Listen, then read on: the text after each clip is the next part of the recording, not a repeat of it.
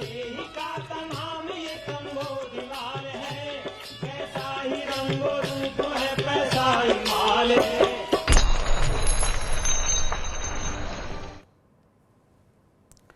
नमस्कार, मैं हूं शुभम शंकरधर। आप देख रहे हैं मनी 9। हफ्ते का पहला दिन और तैयार है आपका पसंदीदा कार्यक्रम मनी सेंट्रल। खबरों के विश्लेषण के लिए मेरे साथ स्टूडियो में मनी 9 के एडिटर अंशुमान तिवारी जी आ गए हैं। सर, बहुत स्वागत है आपका।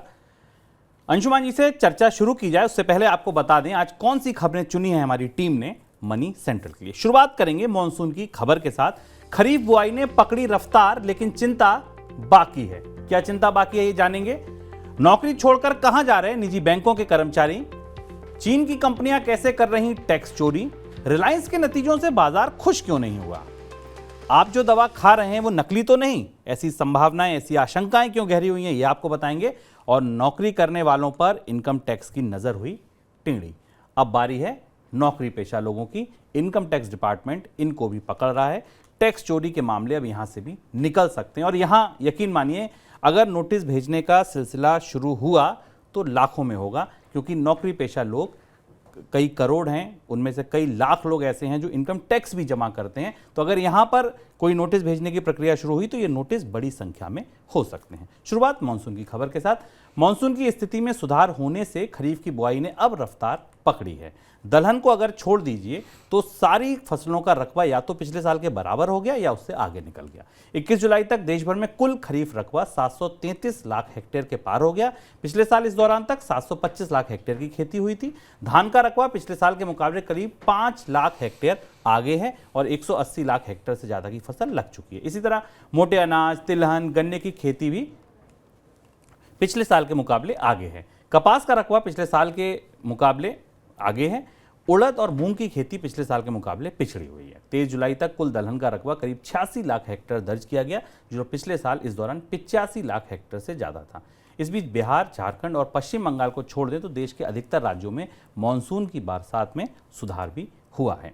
सर, बुआई के आंकड़े अब सुधरने लगे हैं। मानसून में भी हम देख रहे हैं कि सुधार हुआ है। क्या आपको लगता है उत्पादन पर जो चिंताएं हैं वो कुछ कम होंगी अब?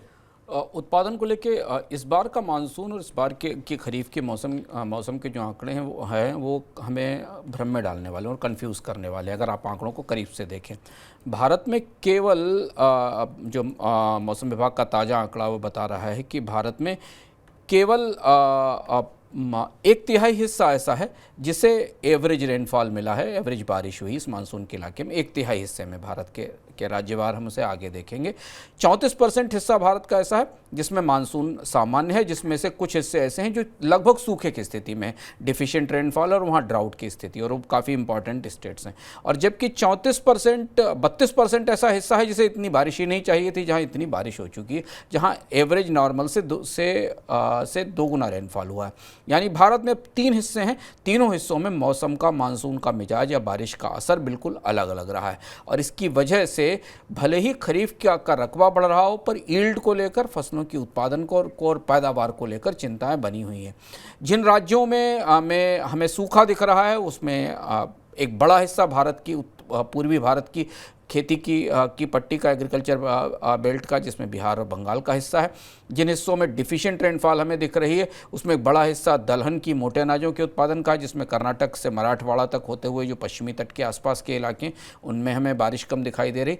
बीच के भारत का हिस्सा, मध्य भारत के हिस्से में ना सामान्य बारिश है, लेकिन जो दोबारा दौर शुरू हुआ है बारिश का, जिसको मौसम विभाग ने आज से कहा है, उसके असर से इस इलाके में पानी की अधिकता हो सकती। और पश्चिम भारत में और खासतौर से गुजरात की स्थिति तो बेहद जटिल है। गुजरात को दूसरी बार भयानक बारिश का फ्लैश फ्लड्स का सामना करना पड़ रहा है। इससे पहले बिपरजॉय का असर दिखाई दिया था। तो इसलिए खरीफ को लेकर इस बार फिंगर्स क्रॉस्ड है कि खरीफ के उत्पादन में रकबा बढ़ने के बाद भी क्या पैदावार उतनी हो पाएगी कि नहीं, और इसलिए इन आंकड़ों का हमें इंतजार करना पड़ेगा पैदावार के बाद। भारत की तरफ से चावल निर्यात पर प्रतिबंध लगाए जाने के बाद 2 अन्य बड़े चावल निर्यातक देशों ने, जिनमें वियतनाम और थाईलैंड हैं, अपनी कीमतें बढ़ा दी हैं। इसकी वजह से ग्लोबल मार्केट में चावल की कीमतों में तेजी देखने को मिल रही है। दूसरी तरफ ब्लैक सी ग्रेन डील से रूस के बाहर होने के बाद ग्लोबल मार्केट में गेहूं और सूरजमुखी तेल की भी कीमतों में तेजी दिखी है। सर, इसी ग्लोबल महंगाई के फटने का डर था। हाँ, और यही खतरा दिखाई दे रहा था। थाईलैंड ने करीब 25% के आसपास अपने चावल की कीमतें बढ़ा दी हैं। वियतनाम ने भी अपनी चावल की कीमतें बढ़ा दी हैं। अमेरिका और यूरोप के बाज़ारों में जहाँ भारत का चावल काफ़ी क्वांटिटी में जाता है, वहाँ चावल की एक तरह से ब्लैक मार्केटिंग शुरू हो गई। कनाडा के बाज़ारों से इस तरीके की खबरें आ रही हैं कि लोग चावल के खरीद कर रहे हैं बाज़ारों में जाकर, खासतौर से भारतीय लोग, क्योंकि उन्हें भारत से चावल आने की उम्मीद नहीं है, गैर बासमती राइस जिसका भारत से निर्यात रोका गया है। अब यहाँ भारत के लिए एक बड़ी दुविधा दिखती है शुभम, कूटनीतिक आधार पर। दुनिया की अर्थव्यवस्था में दो बड़े अनाज उत्पादक, रूस, यूक्रेन, कुछ अलग वजहों से, और भारत एक दूसरी वजह से अपने प्रमुख आपूर्ति को बाजार से वापस खींच रहा है, और इसलिए ग्लोबल महंगाई का खतरा है। भारत इस समय G20 की अध्यक्षता भी कर रहा है। ऐसी स्थिति में भारत को लेकर ये तमाम चर्चाएं हैं कि क्या भारत की सरकार इस प्रतिबंध को जारी रखना चाहेगी या इसमें बाद में किसी तरीके की रियायत देगी। लेकिन घरेलू बाजार की स्थितियां देखें और महंगाई की स्थिति देखें तो सरकार के पास और कोई विकल्प नहीं था कि उसे चावल के निर्यात को रोकना पड़े। और ये लगातार दूसरी बार हुआ जब भारत की दोनों प्रमुख अनाज निर्यात फसलों का निर्यात रोक दिया गया। पहले गेहूं रोका गया पिछले साल, और इस साल अब चावल में ये फैसला हुआ है। एक अपडेट दूध की तरफ से भी है। दूध की महंगाई आने वाले दिनों में और ज़्यादा बढ़ने की आशंका गहरी हुई है। पशु चारे की कीमतों में लगातार बढ़ोतरी हो रही है, जिस वजह से दूध उत्पादकों की लागत बढ़ी है, और इसके वजह से दूध के दाम फिर से बढ़ सकते हैं। आपको बता दें, बीते एक साल के दौरान दूध का दाम करीब 10% बढ़ा है, और क्योंकि पशु चारे की कीमतें अभी भी थमी नहीं है, इसलिए आने वाले दिनों में उम्मीद है, आशंका है कि दूध की कीमतें और बढ़ सकती हैं। भारतीय बैंकों ने बीते वित्त वर्ष में 2,09,000 करोड़ रुपए से ज़्यादा के लोन बट्टे खाते में डाल दिए हैं। इसके साथ पिछले 5 साल में बैंकों ने जो बट्टे खाते में कर्ज डाला है, उसका आंकड़ा 10,57,000 करोड़ रुपए का है। इंडियन एक्सप्रेस ने एक RTI लगाई। इस RTI में ये जानकारी मिली कि वित्त वर्ष 2012-13 के बाद राइट ऑफ हुए कर्ज का आंकड़ा 15,31,000 करोड़ रुपए। हालांकि कुछ कर्ज की रिकवरी भी हुई है। 22-23 के दौरान 45,000 करोड़ रुपए, और इससे पहले 21-22 में 33,000 करोड़ रुपए से ज़्यादा रिकवर भी हुए थे। राइट ऑफ बैंक डाल जरूर देते हैं प्रोविजनिंग करने के बाद, लेकिन उसके बाद भी उसकी रिकवरी की जो कोशिशें होते हैं उनको जारी रखते हैं, और इसी वजह से रिकवरी होती है। सर, इतना बड़ा आंकड़ा बट्टे खाते में डाला गया, इसको कैसे समझा जाए? 15 लाख करोड़ रुपए के आसपास का राइट ऑफ, मतलब भारत के हाल फिलहाल के बैंकिंग इतिहास में ये बहुत बड़ा नंबर है। क्योंकि अगर आप भारत का टोटल ग्रास NPA देखें बैंकों का, जो 2018 में 10 लाख करोड़ रुपए था, जो मार्च 2023 में घट के 5.55 लाख करोड़ रुपए रह गया है, तो इसमें NPA को कम करने में ये जो राइट ऑफ किए गए हैं, जो बट्टे खाते में डाले गए लोन हैं, इनकी सबसे बड़ी भूमिका है। और ऐसा इसलिए किया गया कि बैंकों की बैलेंस शीट से इनमें और बैंकों के NPA में इनका असर समाप्त किया जा सके और NPA को कम किया जा सके। तत्काल जैसे बैंकों ने एग्रेसिवली राइट ऑफ करने शुरू किए, 2 लाख करोड़ पिछले साल राइट ऑफ किए, भारत में बैंकों का NPA घटकर 10 लाख करोड़ से 5 लाख करोड़ रुपए पे आ गया, अगर आप 3 साल के 4 साल के हिसाब से देखें। लेकिन इससे दो चीज़ें बताती है। एक महत्वपूर्ण बात ये कि भारत के पूरे सिस्टम में, इतने बड़े नेटवर्क में, जहाँ बैड बैंक है, जहाँ डिट रिकवरी ट्रिब्यूनल हैं, ARCs हैं, जहाँ पर और भी बैंकों के तमाम मैकेनिज्म हैं, NCLT है, बैंक्रप्सी अदालतें हैं, उसके बाद भी बैंकों के लोन की रिकवरी बिल्कुल नहीं है। बैंकों को अपने बैलेंस शीट से, अपने मुनाफों से इसके लिए प्रोविजनिंग करनी होती है, यानी इसके बदले पूंजी लगानी होती है, और उसके बाद इन्हें राइट ऑफ कर दिया जाता है। तकनीकी तौर पर इन्हें बैंकों की बैलेंस शीट में वसूली के लिए छोड़ दिया जाता है, पर ये लोन एक तरह से बैंकों की बैलेंस शीट्स में अब एक स्लीपिंग स्थिति में पहुंच जाते हैं, जहां इनकी गणना बैंकों पर बाकायदारी में नहीं होगी। ये दो बड़ी चीज़ें बता रहा है कि ये राइट ऑफ बढ़ना और भारत में बैंकों में डेट रिजोल्यूशन के लिए मैकेनिज्म बनना, ये दोनों चीज़ें एक दूसरे की पैराडॉक्स हैं। पिछले 5-6 साल में, 7 साल में सरकारों की तरफ से जितनी कोशिशें डेट रिकवरी बढ़ाने के लिए की गई हैं, उसकी तुलना में राइट ऑफ बढ़ते चले गए हैं। यानी एक तरफ सरकारें ये कोशिश करती हैं कि बैंकों के कर्ज की वसूली हो जाए, और दूसरी तरफ बैंकों से ये भी कहती हैं कि बैंकों अपने लोन को राइट ऑफ करके अपनी बैलेंस शीट की ड्रेसिंग करें, अपने बैलेंस शीट को ठीक करें, और उसमें NPAs कम दिखाई दें। ये आंकड़ा हमें बता रहा है। वित्त वर्ष 2024 में निजी बैंकों की ओर से कर्मचारियों को दिए जाने वाले ESOPs में एकाएक उछाल देखने को मिला। इसकी बड़ी वजह क्या है? कर्मचारियों का नौकरी छोड़कर जाना। बड़ी संख्या में निजी बैंक के कर्मचारी नौकरी छोड़कर जा रहे हैं। इन्हीं कर्मचारियों को लुभाने के लिए वित्त वर्ष की शुरुआत से अब तक कई बड़े निजी बैंकों ने ईसॉप्स की घोषणा की। इसमें ICICI, HDFC, axis bank, Kotak Mahindra bank शामिल है। इससे पहले जनवरी से मार्च के दौरान भी अगर आप देखें तो बंधन बैंक, यस बैंक की तरफ से ईसॉप्स दिए गए थे। सर, ये नौकरी छोड़कर जा कहाँ रहे हैं? भारत की प्राइवेट बैंकिंग इंडस्ट्री में काफ़ी चर्न है और काफ़ी तेज़ी से लोग छोड़ रहे हैं। इसकी दो बड़ी वजह हैं। एक तो भारत में फिनांस कंपनियां और फिनटेक का एक नया स्पेस आना शुरू हुआ है, जहां अब फिनटेक कंपनियां एक स्टार्टअप की क्राइसिस से उभरने के बाद स्टेबलाइज हो रही हैं और उन्हें बैंकों में, प्राइवेट बैंकों में काम करने वाले लोग जिनके पास एक्सपीरियंस्ड है और ये स्किल्ड और दक्ष लोग हैं, इनकी ज़रूरत है, ये दिखाई दे रही। दूसरा ये कि बाकी जो फिनेंशियल सर्विसेज हैं, BFSI सेक्टर में जो FSI सेक्टर है, फिनेंशियल सर्विसेज के बाकी और हिस्से भी खुल रहे हैं, इंश्योरेंस में, ब्रोकरेज में, म्यूचुअल फंड्स में, जहां बेहतर तनख्वाहें या बेहतर विकल्प उपलब्ध हैं और उनके लिए जो टैलेंट का सबसे बड़ा पूल है, जो उनके लिए टैलेंट का सबसे बड़ा स्रोत है, वो प्राइवेट बैंकों के कर्मचारी ही हैं, जो कि इन बैंकों में काम करके एक्सपीरियंस्ड भी हैं और स्किल्ड भी हैं। सरकारी बैंकों से हमें उतना एट्रिशन नहीं दिखाई देता, पर प्राइवेट बैंकों से जो नए बिजनेस फिनांस के वहाँ जा रहे हैं और इसलिए बैंकिंग कंपनियों को अब अपने कर्मचारियों को ईसॉप या इक्विटी ऑप्शंस देने पड़ रहे हैं। भारत में जब भी फॉरेन पोर्टफोलियो इन्वेस्टमेंट यानी विदेशी निवेश की बात होती थी तो मॉरिशस का नाम ऊपर आता था, लेकिन अब लग्जमबर्ग और सिंगापुर ने मॉरिशस को पीछे छोड़ दिया। इस लिस्ट में अमेरिका सबसे ऊपर है, इसके बाद लग्जमबर्ग और दूसरे नंबर पर लग्जमबर्ग है और तीसरे नंबर पर सिंगापुर है। इस साल जून तक 21,500 अरब रुपए के साथ अमेरिका की 42% हिस्सेदारी रही। इसके बाद 7% हिस्सेदारी दोनों देशों की रही और जो 10% हिस्सेदारी मॉरिशस की हुआ करती थी वो घटकर 5% रह गई। सर, मॉरिशस पिछड़ क्यों गया? अमेरिका की हिस्सेदारी इसमें काफ़ी बड़ी दिखाई देती। बाकी सारे अगर आप देश देखें और इस लिस्ट में जो लिस्ट आई है रिजर्व बैंक की तरफ से, इसमें अमेरिका ऑलमोस्ट 3 गुना है बाकी का।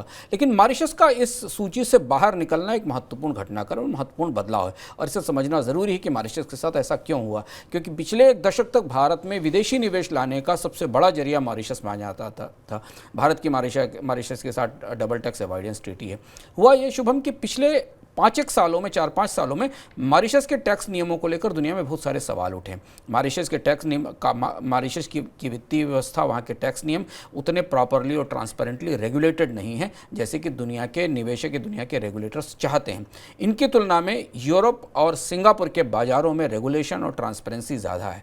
दूसरी महत्वपूर्ण बात यह कि विदेशी निवेशक केवल किसी देश के टैक्स नियमों के सहारे ही, उनमें होने वाले फायदे की दृष्टि से ही निवेश नहीं करते, बाकी सुविधाएं भी देखते हैं उन देशों में जहां उन्हें कंपनी बनाने की, रजिस्ट्रेशन की, इंफ्रास्ट्रक्चर की और बाकी और सुविधाएं भी मिलें, जिस मामले में सिंगापुर काफ़ी आगे निकल चुका है। सिंगापुर का मॉरिशस का एक बड़ा हिस्सा सिंगापुर शिफ्ट हो रहा है। दूसरी बड़ी चीज़ है। तीसरा है कि यूरोप से आने वाला निवेश, लग्जमबर्ग के रास्ते आने वाला निवेश भारत में बढ़ा है, जो एक बड़ा चौंकाने वाला घटनाक्रम। और इससे ये दिखाई देता है कि भारत के शेयर बाजार में आने वाली जो विदेशी पूंजी है, इसमें अब यूरोपीय निवेशक सक्रिय हो रहे हैं और वो यूरोप के उन बाजारों के जरिए भारतीय बाजार में निवेश कर रहे हैं जहां टैक्स कम है, जहां उन्हें मिलने वाली सुविधाएं ज़्यादा हैं। जबकि ऐसा काम पहले मॉरिशस के जरिए होता था। अमेरिका से मॉरिशस निवेश आता था और उसके बाद वो भारत आता था। ये बदलाव हमें आने वाले समय में और भी शायद खुलकर सामने आता दिखाई देगा जब हम भारत में स्टार्टअप की फंडिंग का अगला दौर होता देखेंगे। तब पता चलेगा कि किन और स्रोत से, किन और बाजारों से पैसा आया है। चीन की स्मार्टफोन कंपनी शाओमी ने यह स्पष्ट किया कि उसकी योजना कंपनी में हिस्सेदारी बेचने की नहीं है। भारतीय कंपनी को वो कोई भी हिस्सा नहीं बेचेगी। हालांकि मेक इन इंडिया मुहिम को सहारा देने के लिए वे उत्पादों के लिए पार्ट्स और उनकी मैन्युफैक्चरिंग के लिए भारतीय कंपनियों के साथ साझेदारी करेंगी, उन्हें वेंडर के तौर पर बुलाएंगी और उनसे अपना सामान बनवाएंगी।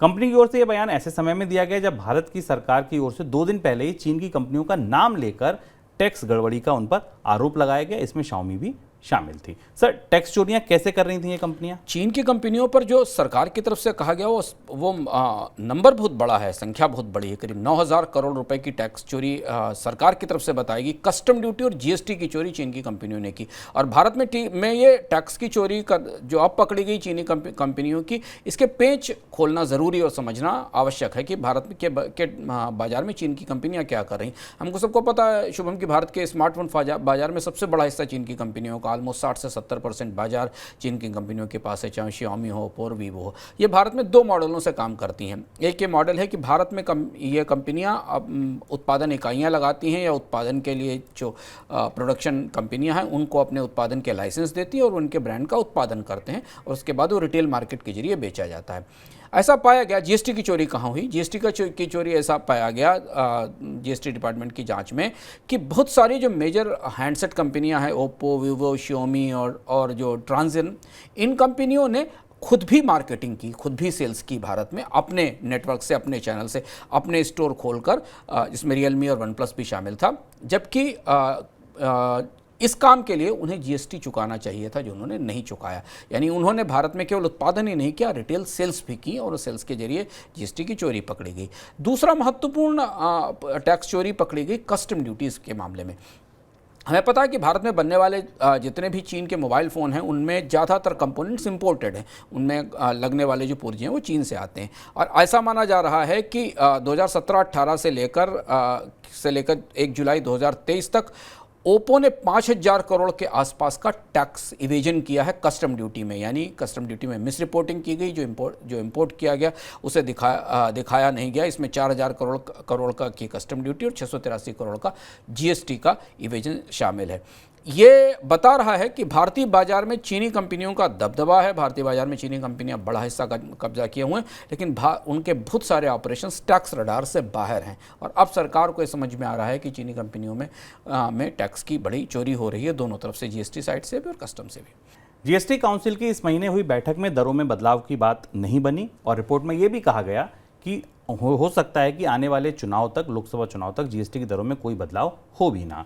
दरों में बदलाव से महंगाई भड़कने की आशंका है। ऐसे में चुनावी साल होने की वजह से केंद्र और अधिकतर राज्य सरकारें फिलहाल इससे परहेज कर रही हैं। सर, माना जाए कि लोकसभा चुनाव तक कोई दरें नहीं बदलेंगी? अब जीएसटी काउंसिल में दरों के बदले जाने की कोई संभावना नहीं, क्योंकि राज्य सरकारें भी, एक तो जीएसटी काउंसिल का राजनीतिक संतुलन बदल चुका है, वहाँ पर विपक्ष शासित राज्यों की संख्या काफ़ी बड़ी भी हो गई है, इसलिए केंद्र सरकार को अपने प्रस्ताव पारित कराने में मुश्किल हो रही है। दूसरा है कि राज्य सरकारों के पास राजस्व में गिरावट है, उनके पास पर्याप्त राजस्व नहीं है, जबकि जो नई प्रक्रिया आनी उसमें टैक्स दरों में कमी करने की और उन्हें पुनर्गठित करने की बात है। दबाव ये है कि टैक्स दरें बढ़ाई जाएँ, क्योंकि रेवेन्यू न्यूट्रल रेट लेकर आई जाए और जिसमें एक बेहतर टैक्स का रेवेन्यू आ सके। सरकारें ये जोखिम अभी फिलहाल टैक्स बढ़ाने का जोखिम चुनाव के कारण नहीं ले सकती। तो जीएसटी में रेट की साइड से इससे बड़े सुधारों की संभावना अब अगले साल तक नहीं दिखाई देती। लेकिन विजिलेंस की साइड से टैक्स की वसूली के साइड की तरफ से और नियमों को सख्त करने के आधार पर जीएसटी काउंसिल काफ़ी सक्रियता से काम कर रही है, और हमने हाल के महीनों में जीएसटी काउंसिल की तरफ से काफ़ी बड़े सघन अभियान देखे हैं टैक्स चोरी पकड़ने के। एक और अपडेट जो जीएसटी से जुड़ा वो ये कि कानूनी पहलुओं पर सुनवाई करने वाली अथॉरिटी जीएसटी AAR ने चिक्की पर जीएसटी के मामले में सुनवाई में फैसला सुनाया। क्या फैसला सुनाया? वो ये सुनाया कि अगर आप केवल तिल वाली चिक्की खाते हैं तब तो आप पर 5% टैक्स लगेगा, लेकिन अगर उसमें कोको पाउडर छिड़का गया तो आपको ऐसी चिक्की खाने पर 18% टैक्स देना होगा। मार्केट कैप के लिहाज से देश की सबसे बड़ी कंपनी रिलायंस इंडस्ट्रीज ने वित्त वर्ष 23-24 की पहली तिमाही के नतीजे जारी किए। नतीजे अनुमान से खराब रहे। पहली तिमाही में रिलायंस का मुनाफा 11% घट गया YOY, मतलब सालाना आधार पर, और आय 5.3% घटी। इसके अलावा जियो फाइनेंशियल सर्विसेज यानी JFSL को नकदी और लिक्विडिटी इन्वेस्टमेंट के रूप में 15,500 करोड़ रुपए कंपनी से निकालकर ट्रांसफर किए गए, लेकिन ये नहीं बताया गया कि शेयरों की लिस्टिंग कब होगी। इस पर कोई अपडेट नहीं आया। लोगों को इंतजार था कि नतीजों के बहाने शायद ये बताया जाए। सर, बाजार में इतनी ठंडी प्रतिक्रिया क्यों रही? रिलायंस को लेकर हाल फिलहाल के कुछ महीनों में हाल फिलहाल के 1-2 महीने में उत्साह बनता दिखाई दिया था बाजार में, और एक प्रत्याशित सी घटनाक्रम है कि पिछले 6-7 महीने का अगर समय देखें तो शेयर बाजार की रफ्तार और शेयर बाजार के रुख के विपरीत रिलायंस का शेयर उतना अच्छा प्रदर्शन बाजार में नहीं करता दिखाई दिया। थोड़ा सा ठंडी सी प्रतिक्रिया रिलायंस के स्टॉक की रही। हाल में जब सक्रियता में दिखाई पड़ी थी रिलायंस में, वो जियो फाइनेंशियल के डीमर्जर को लेकर थी, तब बाजार में थोड़ा स्टॉक में मूवमेंट दिखाई दिया था। अब जो नतीजे आए उनमें रिलायंस का जो कोर बिजनेस है, ऑयल टू केमिकल बिजनेस, जिसको O2C बिजनेस कहते हैं, वहाँ कंपनी के नतीजों पर, कामकाज पर दबाव दिखाई दे रहा है। और ऐसा लग रहा है कि ये जो मुख्य सबसे बड़ी टरबाइन है रिलायंस के बिजनेस की, इसमें कुछ बड़े पुनर्गठन की ज़रूरत है। यहाँ प्रॉफिट में भी कमी है, रेवेन्यूज़ में भी कमी, जबकि ऐसी स्थिति में जबकि भारत से रूस के कच्चा तेल आने के बाद भी भारत से निर्यात बढ़ा था, और प्राइवेट रिफाइनरीज़ ने यूरोप के बाज़ारों में, यहाँ तक कि अरब के बाज़ारों में भी, मिडिल ईस्ट के बाज़ारों में भी निर्यात किया था। लेकिन उस कंपनी के ऑयल टू केमिकल बिजनेस पर दबाव दिख रहा है, प्रॉफिट में कमी दिखाई दे रही है। दो अन्य कारोबार अच्छा काम कर रहे हैं पर वहाँ से भी रिटर्न्स नहीं है अच्छे। एक तो रिलायंस कम्युनिकेशन का जिसमें जियो है और दूसरा रिटेल का।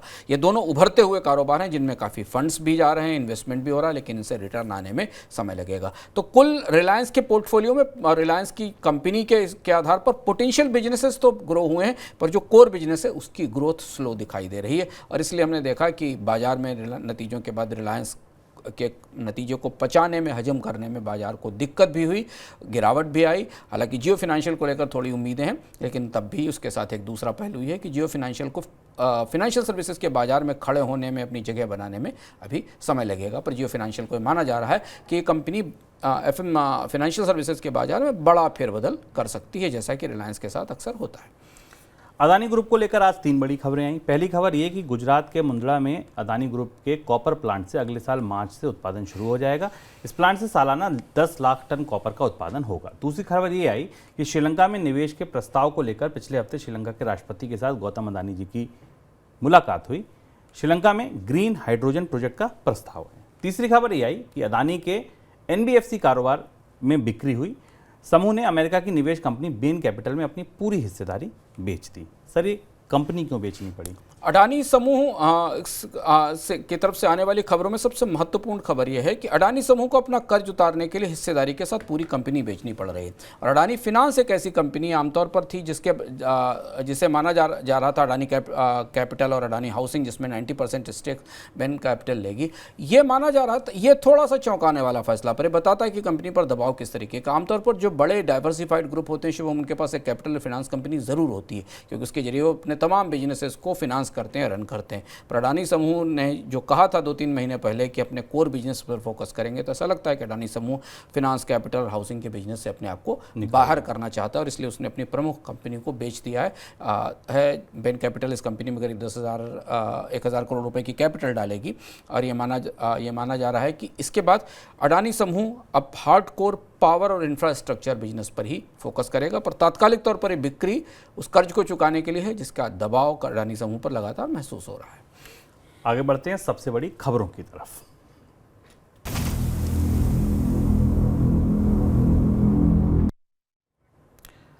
आप जो दवा खा रहे हैं, हो सकता है वो दवा नकली हो सकता है वो दवा उतनी असरदार हो ही ना जितना आप समझकर खा रहे हैं या जितनी आपने उम्मीद की थी कि इस दवा खाने के बाद आपको आराम मिलेगा। ऐसा हम इसलिए कह रहे हैं क्योंकि अमेरिकी कांग्रेस की एक कमेटी ने भारत और चीन में बनने वाली दवाओं की क्वालिटी को लेकर चिंता जताई है। कमेटी ने कुछ गंभीर आरोप लगाए हैं। उसने कहा है कि US FDA इन देशों में बनने वाली दवाओं का सही से इंस्पेक्शन ही नहीं कर रही है। कमेटी के मुताबिक दोनों देशों में US FDA के सेफ्टी नियमों का लगातार उल्लंघन भी किया जा रहा है। सर, कितनी गंभीर रिपोर्ट है ये फार्मा उद्योग के लिहाज से? शुभम, यह खबर सबसे चिंताजनक भी है, डरावने के साथ साथ चिंताजनक और कारोबारी आधार पर भी इसका काफ़ी बड़ा असर है और इसे समझना हमारे लिए ज़रूरी, जिसमें हम भारत के दवा उद्योग की जो भविष्य की संभावना है उन पर भी असर डालने वाली रिपोर्ट है। सबसे महत्वपूर्ण बात यह कि US FDA जो कि बड़ा सख्त रेगुलेटर माना जाता है दवाओं की दृष्टि से, उसके कामकाज पर अमेरिकी संसद की एक समिति ने सवाल उठाया और उसने कहा कि US FDA अपना काम पूरी जिम्मेदारी से नहीं कर रहा है। ठीक है, ये US का अपना भीतरी मामला, उनका रेगुलेटर है और उनकी सरकार है और उन्होंने उस पर सवाल उठाए। पर उसने ये कहा है कि भारत और चीन की कंपनियां दवाओं की गुणवत्ता के मामले में उनकी स्थिति खराब होती जा रही है और अमेरिका की बड़ी निर्भरता, ये स्पेसिफिकली कहा गया है कि अमेरिका की बड़ी निर्भरता, करीब 32% डिपेंडेंस अमेरिका की जेनेरिक मेडिसिन के मामले में और एक्टिव फार्मास्यूटिकल जिनको API कहते हैं 45% API के मामले में अमेरिका की निर्भरता भारत और चीन पर है।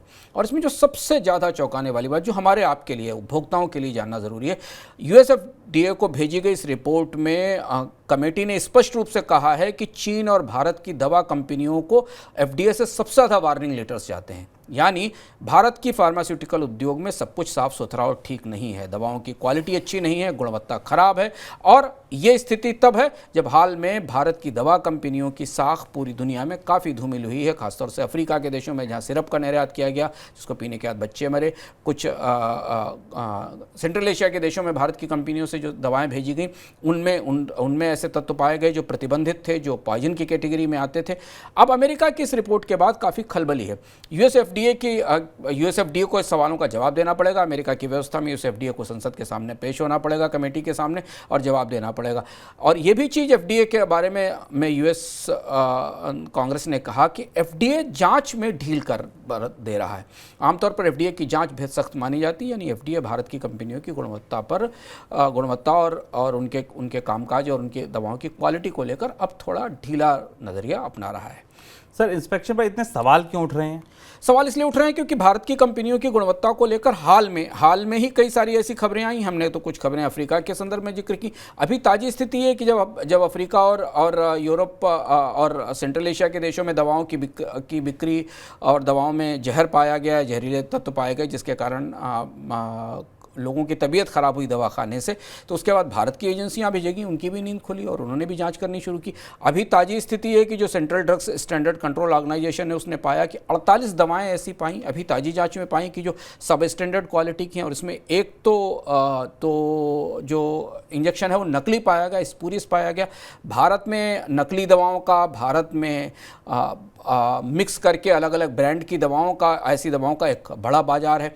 तो अब दोनों तरफ से अगर आप देखें, भारत के भीतर भारत के रेगुलेटर भी मान रहे हैं कि भारत का दवा उद्योग में क्वालिटी को लेकर गहरे समझौते किए जा रहे हैं, और दवा में क्वालिटी को लेकर समझौता लगभग अक्षम्य जैसी स्थिति है किसी भी रेगुलेटर के लिए। और अब ये स्थिति बढ़कर अंतर्राष्ट्रीय स्तर पर भी पहुंच गई है, जहां दुनिया का जो सबसे बड़ा बाजार है फार्मास्यूटिकल का भारत की कंपनियों के लिए, वहां भी माना जा रहा है कि भारत की कंपनियों को यूएस एफडीए की तरफ से सबसे ज़्यादा चेतावनी की चिट्ठियां भेजी जा रही, क्योंकि यहाँ अब गुणवत्ता के नियमों का पालन नहीं हो रहा है। सर, तो आम उपभोक्ताओं के लिहाज से और फार्मा निर्यात के लिहाज से इस खबर को कैसे देखें? आम उपभोक्ता बेचारे क्या कर सकते हैं? दवा खरीदने के लिए भारत में वैसे भी मेडिकल लिटरेसी या दवाओं की लिटरेसी सीमित होती है। हर देश में दवाओं के बारे में जानकारी सीमित होती है। दवा तो मनुष्य बीमारी में या संकट के समय खरीदता है, लेकिन भारत की बड़ी फार्मास्यूटिकल कंपनियां जिनकी साख इतनी अच्छी है, अगर यूएस एफडीए की निगाह में उनकी साख गिर रही है या दुनिया के रेगुलेटर्स की निगाह में साख गिर रही है, तो भारत के नियामकों को सतर्क हो जाना चाहिए, क्योंकि भारत के लोग जो दवाएं ले रहे हैं वो कितनी सुरक्षित हैं, कितनी असरदार हैं, इसके बारे में नए सिरे से जांच और पड़ताल की ज़रूरत है। जैसा मैंने बताया कि भारत के ड्रग कंट्रोल ऑर्गेनाइजेशन ने अपनी सैंपल टेस्टिंग में 48 दवाओं को खराब स्टैंडर्ड का पाया। फार्मास्यूटिकल निर्यात के लिए बहुत बड़ी चुनौती है, क्योंकि अमेरिका एफडीए के रेगुलेशंस को पूरी दुनिया में स्टैंडर्ड माना जाता है कि एफडीए से अप्रूवल के बाद, हमने देखा तब भारत में फार्मास्यूटिकल उद्योग में एफडीए से अप्रूवल के बाद कंपनी का स्टॉक गिर जाता था, एफडीए का ऑडिट शुरू होने के बाद कंपनी का स्टॉक नीचे चला जाता था। एफडीए के पर सवाल उठाए जाने के बाद भारत के फार्मास्यूटिकल निर्यात पर असर पड़ने वाला है, और भारत की दवा उद्योग को यूरोप की कंपनियों से तीखी प्रतिस्पर्धा मिलती है। इसके बाद क्या यूरोप के रेगुलेटर भी भारत की दवाओं पर सवाल उठाएंगे? देखना होगा। भारत के फार्मास्यूटिकल निर्यात के लिए निश्चित तौर पर ये माहौल उसकी साख के लिए अच्छा नहीं है, और भारत के लोगों के स्वास्थ्य की दृष्टि से भी भारत के दवा नियामकों को, निर्माताओं को अब बेहद सतर्कता बरतनी होगी, और शायद कुछ ऐसा करना होगा जिससे कि इनकी गुणवत्ता सुनिश्चित की जा सके, क्योंकि दवा का खतरनाक होना, दवा का नुकसानदेह होना अपने आप में एक पैराडॉक्स है। क्योंकि दवा अगर नुकसान करने लगी या बीमार करने लगी तो फिर लोगों के लिए स्वास्थ्य की व्यवस्था करना मुश्किल हो जाएगा। अगली बड़ी खबर, अगर आप इनकम टैक्स रिटर्न फाइल करने के बाद अपना रिफंड आने का इंतजार कर रहे हैं तो थोड़ा सतर्क हो जाइए, क्योंकि हो सकता है रिफंड से पहले इनकम टैक्स विभाग का कोई नोटिस आपके घर पहुंचे। खबर यह है कि इनकम टैक्स विभाग उन नौकरी पेशा लोगों के लिए नोटिस तैयार कर रहा है जिन्होंने फर्जी दस्तावेजों के जरिए टैक्स बचाया है, जैसे किसी ने रिश्तेदार के नाम पर किराए की रसीद बनाई जबकि किराया दिया ही नहीं हो। ऐसी स्थिति में रिफंड से पहले आपके घर नोटिस पहुंच सकता है। सर, ये कैसे होता है पूरा फर्जीवाड़ा? शुभम, इनकम टैक्स डिपार्टमेंट में जो इनकम टैक्स का एक प्रावधान है जिसको सेक्शन 10 का 13A कहते हैं, जो कि सैलरीड इंडिविजुअल्स के लिए या वेतन भोगी लोगों के लिए, जो तमाम लोग जिस कार्यक्रम को देख रहे हैं और जो सैलरीड हैं, वो किराए का पर इनकम टैक्स की छूट क्लेम करते हैं, जो कि सेक्शन 1014 के अंदर आती है। और इसमें बहुत सारे लोग अपने रिश्तेदारों के नाम से, एक निर्धारित सीमा है उसकी, उस सीमा के नीचे तक का किराया टैक्स से रियायत का हकदार होता है। उस तमाम लोग जो किराए की रसीदें प्रस्तुत करते हैं या पेश करते हैं वो वास्तविक नहीं होती, और उनके क्लेम के लिए उन पर क्लेम लिया जाता है। इनकम टैक्स डिपार्टमेंट को ये पता चला है कि ये जो रसीद किराए की क्लेम का पूरा ढांचा है, इसमें काफ़ी कुछ ऐसा है जो वास्तविक और ऑथेंटिक नहीं है, और इसलिए अब सैलरीड क्लास को किराए को लेकर और होम लोन का इंटरेस्ट पे करने के मामले में, इन दो हिस्सों के मामले में नोटिस भेजने की तैयारी चल रही है। और ये काम इनकम टैक्स डिपार्टमेंट ने अपने ताज़ा जांच और छानबीन अभियान से पता चलाया है। सर अब कैसे पकड़ा गया और अब तक क्यों नहीं पकड़ा जाता था? अब तक इसलिए नहीं पकड़ा जाता था क्योंकि मैनुअल इंक्वायरी होती थी। अब इनकम टैक्स डिपार्टमेंट ने ये समझने की कोशिश की कि जो किराए का रिसिपिएंट है और जो किराए को देने वाला है उसके दोनों के पैन मैच करते हैं कि नहीं। मान लीजिए अगर किसी ने एक्स ने वाई को मकान मालिक मानकर, अपने रिश्तेदार को मकान मालिक मानकर उसे किराया पे किया और उसकी रेंट इनकम में वो नहीं शामिल हुआ या नहीं दिखा, या उसको रेंट तो जाता दिखाई दिया पर वहाँ दर्ज नहीं हुआ, तो इसका मतलब है कि वो रेंट का ट्रांजैक्शन इनकम टैक्स के नियम के हिसाब से उचित नहीं था। और ऐसे बहुत सारे ट्रांजैक्शन इनकम टैक्स डिपार्टमेंट ने पाए, क्योंकि अब बिग डेटा है, इंफॉर्मेशंस हैं, तो ये पता चल सकता है कि एक पैन से दूसरे पैन के बीच में क्या ट्रांजैक्शंस हुए। और इस आधार पर इनकम टैक्स डिपार्टमेंट ने पूरे सैलरी टैक्स पेयर्स के ढांचे में एक बड़ा हिस्सा, एक बड़ा लूप होल पकड़ा है, जहां अब नोटिस भेजने की तैयारी चल रही है। लोग तो रिफंड का इंतजार कर रहे थे। सर इस मुहिम के जरिए इनकम टैक्स हासिल क्या करना चाहता है? दूसरी तरफ से अगर आप देखें तो ये लगता है कि अगर आप परोक्ष रूप से देखें तो इनकम टैक्स डिपार्टमेंट अब धीमे धीमे इस बात के लिए लोगों को हतोत्साहित कर रहा है कि पुरानी टैक्स रिजीम में रहें जहां ये सब रियायतें मिलती थी, बल्कि वो स्वाभाविक रूप से नई टैक्स रिजीम को चुने जहां कोई रियायतें नहीं है, जीरो इंसेंटिव्स हैं और टैक्स का रेट तय है।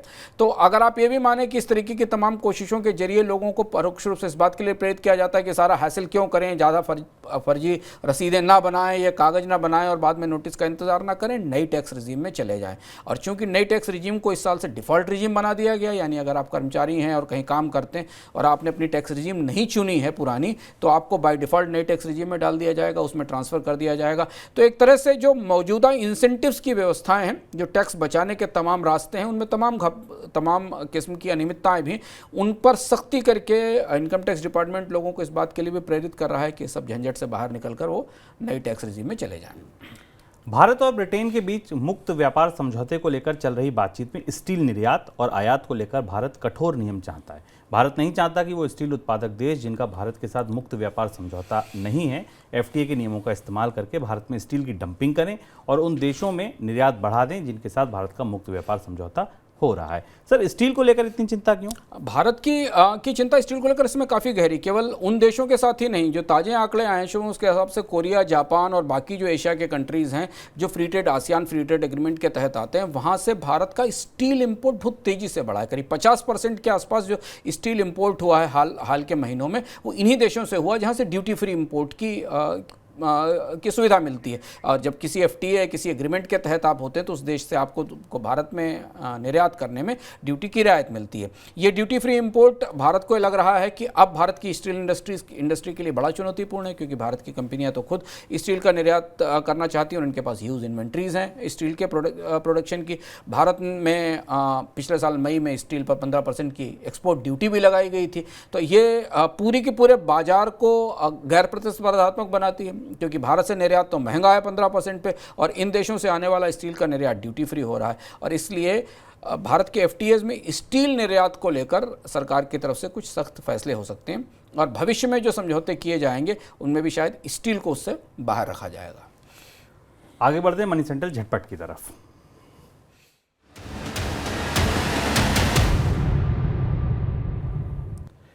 ट्विटर की टक्कर में मेटा की तरफ से उतारे गए थ्रेड को शुरुआत में अच्छा रिस्पांस जरूर मिला, लेकिन इसके बाद यूजर का उत्साह ठंडा पड़ता दिखा। App intelligence firm sensor tower के आंकड़े बताते हैं कि 18 से 22 जुलाई वाले हफ्ते में अगर पहले हफ्ते से इसकी तुलना की जाए तो थ्रेड पर यूजर्स का टाइम स्पेंट और सेशन काउंट दोनों 75% से ज़्यादा घटे हैं। आपको दोनों चीज़ें बता दें, स्पेंड टाइम मतलब एक यूज़र आया तो उसने कितना समय बिताया, और सेशन काउंट यानी कि अगर वो एक बार आया तो उसने कितनी जगह क्लिक किया या कितनी सेशंस को उसने होल्ड किया। दोनों जगह 75% से ज़्यादा की गिरावट है। अगर आप आईपीओ में पैसा लगाकर कमाई करते हैं तो आने वाले दिनों में आपके लिए बेहतर मौके मिल सकते हैं, क्योंकि अगले 6 महीने में 3 दर्जन से ज़्यादा कंपनियां 50,000 करोड़ रुपए जुटाने आएंगी शेयर बाजार में। करीब 40 कंपनियों के पास आईपीओ लाने का सेबी से अप्रूवल है और 30 कंपनियां इस कतार में हैं जिनको सेबी से अप्रूवल मिलने की उम्मीद है। बंद पड़ी एयरलाइन गो फर्स्ट के जल्द उड़ान भरने की संभावना है। डीजीसीए ने शर्तों के साथ कंपनी को फिर से उड़ान शुरू करने की इजाज़त दे दी है। मई में बैंक्रप्सी में जाने के बाद से उड़ानें बंद हैं। इस बीच कंपनी ने 25 जुलाई तक फिलहाल उड़ानें रद्द कर रखी हैं। सेवा बहाली के बाद फंड की दिक्कत ना हो इसके लिए कंपनी हाथ पैर मार रही है। शॉर्ट टर्म फंडिंग के लिए गो फर्स्ट एसेट रिकंस्ट्रक्शन कंपनी और डिस्ट्रेस डेट फंड से बातचीत कर रही है। दोनों से बातचीत कर रही है। आप समझिए इससे कि अगर वो दोनों जगह बातचीत करेगी तो उसको कर्ज महंगा मिलेगा। इस बीच बैंक ऑफ बड़ौदा और सेंट्रल बैंक ने 450 करोड़ रुपए देने की प्रिंसिपल मंजूरी दे दी है। कह दिया कि ठीक है हम आपको देंगे, लेकिन इसकी दर 20% होगी। टेलीकॉम कंपनी वोडाफोन आइडिया की मुश्किलें लगातार बढ़ती जा रही हैं। हर हफ्ते कंपनी से कोई एक ऐसी खबर निकलती है जो बताती है कि कंपनी मुश्किलों के दलदल में और गहरी धंस रही है। ताज़ा खबर यह है कि कंपनी ने सरकार को बताया कि वे अपनी खराब वित्तीय स्थिति के चलते बैंक गारंटी रिन्यू कराने की स्थिति में नहीं है। सरकार उसे कुछ और समय दे। समस्या कितनी गहरी है इसका अंदाजा आप इस बात से लगाइए कि ये जो बैंक गारंटी रिन्यू करानी थी, इनमें से एक गारंटी केवल 99 लाख रुपए की थी। कंपनी का जो तिमाही रेवेन्यू है वो 10,500 करोड़ है। 10,000 करोड़ रुपए से ज़्यादा का रेवेन्यू है और कंपनी के पास 99 लाख रुपए की बैंक गारंटी रिन्यू कराने के लिए कैश नहीं है, पैसा नहीं है। सर कोई टिप्पणी आपकी? वोडाफोन आइडिया की स्थिति बेहद गंभीर है। वोडाफोन आइडिया के कुछ और आंकड़े बड़े चौंकाने वाले हैं। वोडाफोन आइडिया को जून के क्वार्टर में, जून की तिमाही में सरकार को 770 करोड़ रुपए की लाइसेंस फीस देनी थी। कंपनी केवल 77 करोड़ रुपए की लाइसेंस फीस पे कर पाई। बाकी लाइसेंस फीस पे करने का पैसा नहीं। कंपनी की तरफ से कहा गया कि वो अक्टूबर तक इसके लिए समय मांगेगी, यानी सरकार को लाइसेंस फीस पे नहीं करेगी। आपको याद होगा कि सरकार ने जो AGR के बकायेदारी थी, जो सुप्रीम कोर्ट के आदेश के तौर पर जो पिछली बकायेदारी रेवेन्यू की निकली थी, उसके बदले सरकार ने हिस्सेदारी ले ली थी वोडाफोन में, आइडिया में, और उसे उस देनदारी के बोझ से बचाने की कोशिश की थी। अभी स्थिति है कि कंपनी केवल 10% लाइसेंस फीस पे कर पाई है, बैंक गारंटी रिन्यू नहीं करा पाई। गहरी मुश्किल में दिखाई दे रही है कंपनी पेमेंट्स के मामले में, और इस बात का संकेत है कि अगर कहीं ताज़ा वित्तीय मदद नहीं मिली, कंपनी को निवेश नहीं हुआ, कंपनी के प्रोमोटर्स ने भी इसमें कोई बड़ी पूंजी नहीं लगाई, तो वोडाफोन की संकट गहरी हो सकती है। गोफस्ट को लेकर घटनाक्रम है, और गोफस्ट में सबसे ज़्यादा चौंकाने वाली बात शुभ कि 20% इंटरेस्ट रेट पर कर्ज उठाकर एविएशन जैसे बिजनेस में, जिसमें मार्जिन सीमित हैं, रिस्क कम है, मार्केट काफ़ी लूज कर चुकी है गोफस्ट, दोबारा उसे मार्केट गेन करने में लंबा समय लगेगा। बाजार में प्रतिस्पर्धा है, उसका स्पेस, उसके सेक्टर्स में बाकी कंपनियां आ गई हैं। कैसे सस्टेन करेगी 20% का कर्ज लेकर, 20% ब्याज दर पर कर्ज लेकर, यह गोफस्ट के बारे में देखना होगा। तो ये था हमारा आज का मनी सेंट्रल। कल फिर आएंगे नए खबरों के साथ, नए शो में, लेकिन इससे पहले आपको बता दें कि कुछ खास कंटेंट जिन्हें हम मनी 9 का एक्सप्लेनर कह रहे हैं वो तैयार हो गया है और लगातार तैयार हो रहा है। वो आ रहा है मनी 9 के सुपर ऐप पर। वहाँ आप रोज़ 3 से 4 ऐसी बड़ी खबरें, जो आपको खबर तो मिलती है लेकिन उसके पीछे का एक्सप्लेनेशन पार्ट नहीं मिलता है, जिन्हें आप जानना, समझना, ढूंढना चाहते हैं, तो आप आइए मनी 9 के सुपर ऐप पर। अब तक डाउनलोड नहीं किया तो डाउनलोड कर लीजिए और वहाँ पर ये करीने से सजा जो कॉन्टेंट है इसको देखिए, आनंद उठाइए। फिलहाल हमें दीजिए इजाजत। नमस्कार। ऐसे ही का तन्हा